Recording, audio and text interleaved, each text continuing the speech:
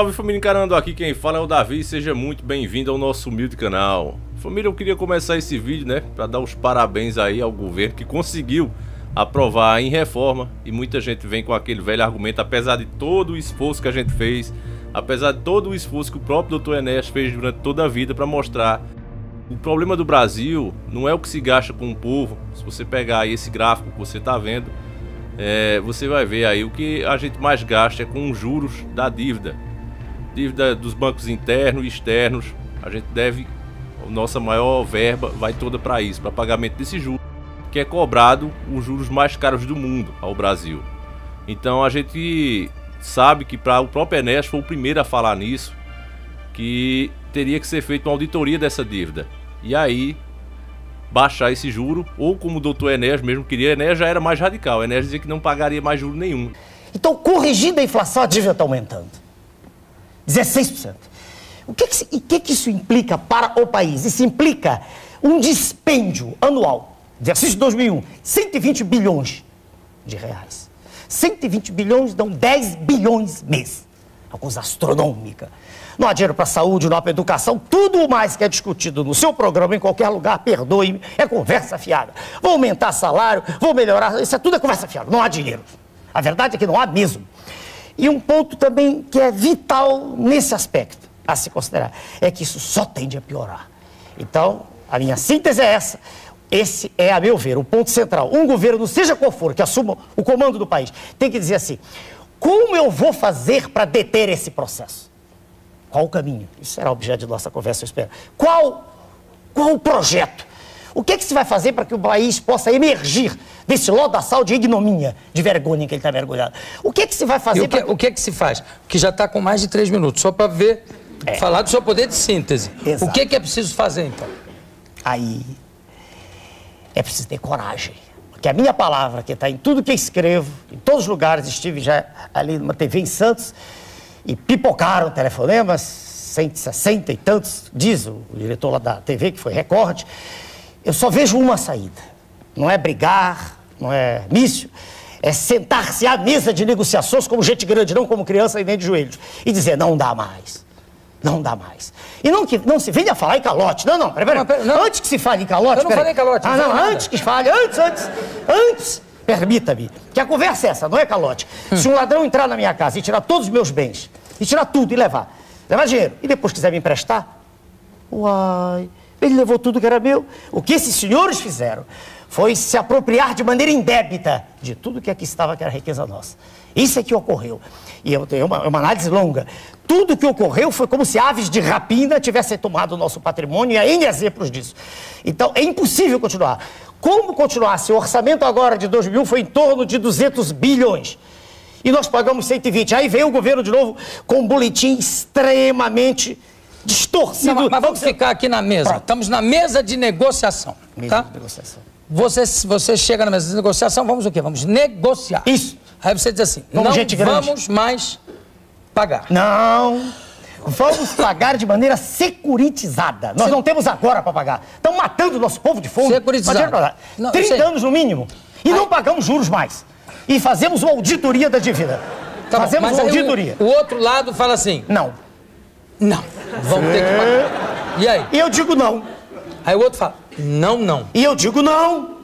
Bem forte. Não há mais. Eu não posso matar o povo brasileiro de fome. Não dá mais. E as represálias que poderão ocorrer com isso? N represálias em seu conjunto serão menores do que a situação de indigência, de miséria, de tristeza que qualquer pessoa digna sente quando anda nas ruas do Brasil. O Brasil é hoje um Haiti descomunal. Mata-se uma pessoa por hora, às vezes, Rio de Janeiro e São Paulo, nas grandes metrópoles. Eles dizem que as taxas de juros têm que ser mantidas altas para atrair capitais, porque existe um déficit público.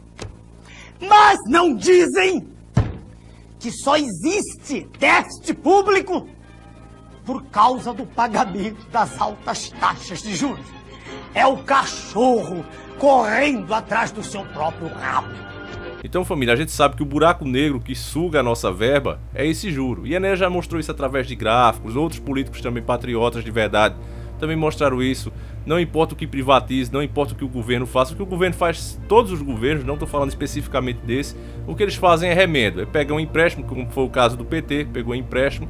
E no caso do FHC era o que esse atual governo faz, vender tudo que tem para pagar, continuar pagando essa dívida, e os juros continuam ali, continuam somando, porque quando o governo não consegue pagar um mês desse juro, ele emite aqueles títulos e esse banco compra os títulos e fica ganhando o dobro de juros. Então é um negócio muito lucrativo para os bancos. Para você ter ideia, a média de lucro anual dos bancos é de 20% a mais, quer dizer, é um crescimento absurdo, família. É lógico que eles vão engolir as nações mesmo, as nações vão virar, aquela história que a gente vem falando aqui, mostrando para vocês.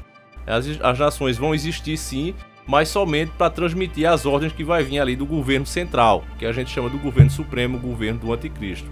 Mas eu gostaria de chamar a atenção de vocês para olhar essa imagem aí, ó.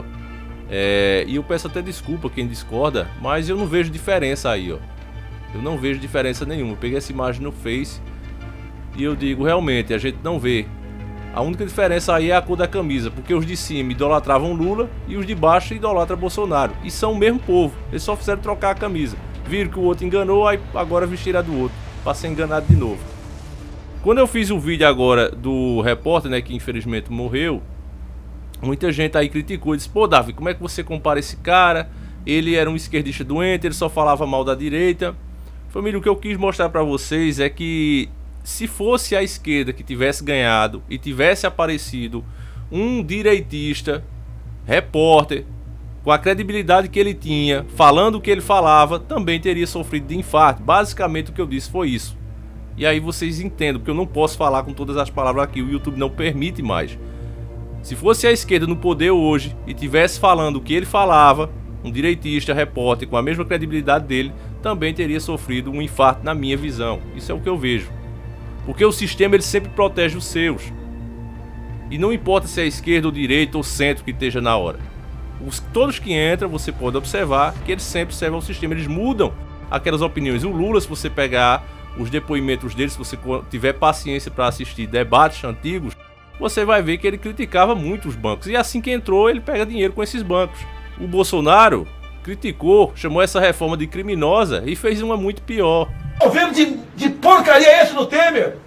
Ainda fica com essa porcaria da reforma da Previdência, 65 anos, não vai aprovar.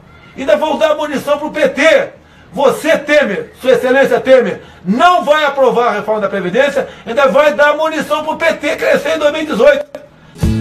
Eu quero dizer agora o oposto do que eu disse antes. A reforma não tem que ser aprovada porque o presidente deu cargo. A reforma tem que ser aprovada porque ela é boa para a população. Quem votar assim e não levou nada é otário. Esse é o papo dentro do parlamento. Tem cara honesto que quer até votar favorável, é direito dele, mas diz que vai votar contra, que não quer a pecha de corrupto. É igual aconteceu no governo Fernando Cardoso, quando foi votada a PEC da reeleição. Eu pensei em votar favorável. Quando pintou 200 mil pau pelo governo FHC, eu tirei o time fora.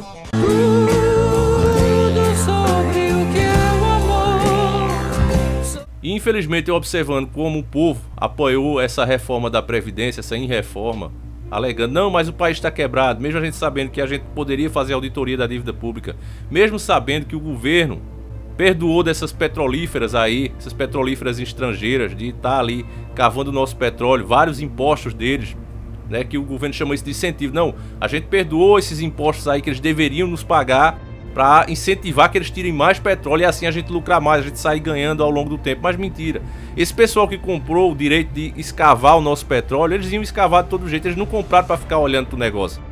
Compensa para eles tirar mais e mais petróleo. E deveriam pagar os impostos.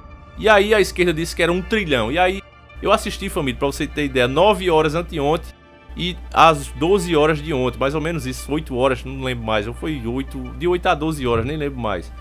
Eu sei que o primeiro dia foi 9 horas. Assisti tudo, passo a passo. E aí quando a esquerda e a direita iam falando os dados, eu dava uma pesquisada rápida aqui. E aí eu vi, não, o governo perdoou 1 trilhão aí de imposto das petrolíferas. E eu fui olhar a matéria e na verdade não foi isso. Foi negócio de 89 bi. Não chega a 1 trilhão, é dinheiro pra caramba. 89 bilhões, eles fizeram os cálculos errados, também tem a taxa de câmbio.